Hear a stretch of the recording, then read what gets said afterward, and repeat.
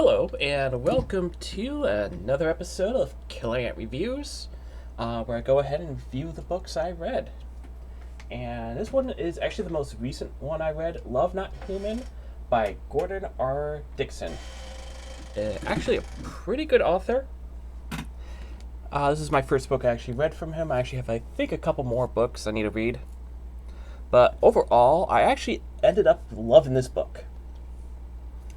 When I first picked it up, I didn't know what to expect. It turned out to just be a bunch of really short stories. And it's like, it deals with like love and other things. Each story is a little bit different. All takes place in kind of like a sci-fi. Hi, cat. What do you want? It's my cat. He's been hanging around me. It's my day off, so he wants to like be near me all the time. Yes, I hear you. I just fed you. I know you just want more food because you just want it for later. So, basically, there's like 11 stories in there. And they're all actually pretty short except for the last one. The last one is actually pretty long.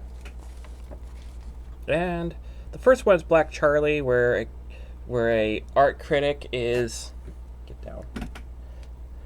He's like kind of like a snooty art critic, but then he meets like someone from like a primitive like I think it was like an alien tribe who is an artist. This one was actually pretty sad. That's actually a lot of things that happened. And each story is like I said, slightly different. Next one is Moon, Jupiter, Spoon, and Croon, which is about basically a computer trying to find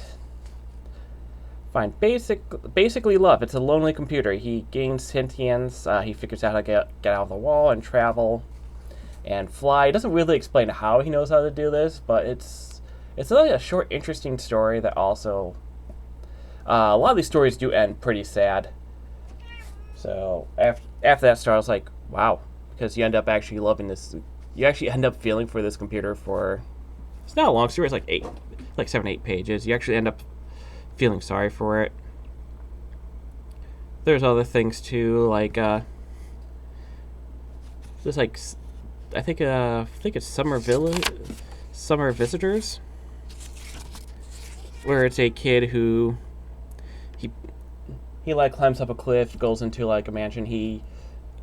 And like different people tell him how to deal with his kind of like his mother's new boyfriend, who is probably going to be a stepdad at one point, and how he can basically get to know him.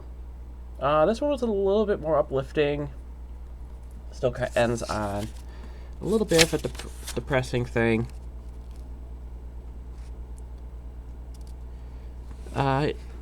And like I said, I'm not going to go through every story.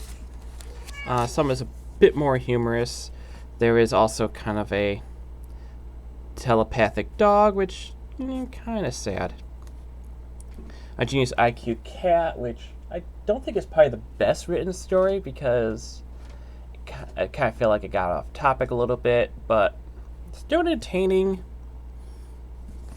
But I think the best one is the last one, which is The Monster and the Maiden, which is basically it's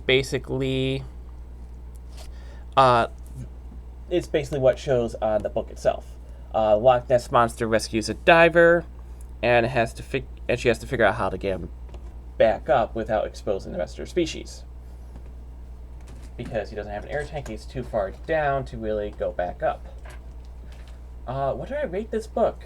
Overall, I would rate it a nice 9.5 out of 10.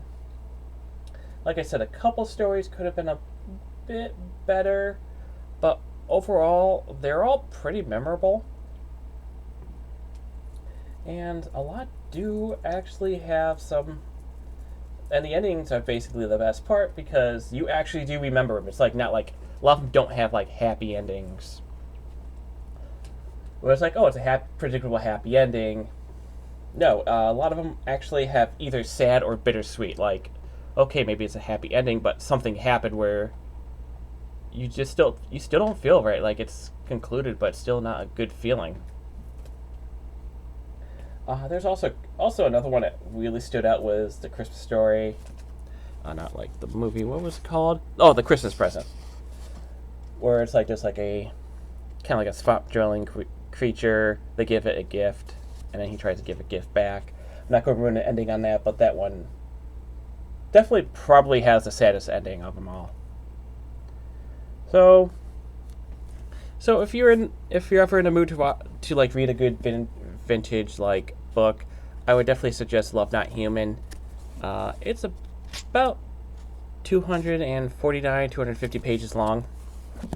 A good short read, and if you don't like one of the stories, the best thing about like the short stories is it doesn't take long to get through it, so you can go on to the next one.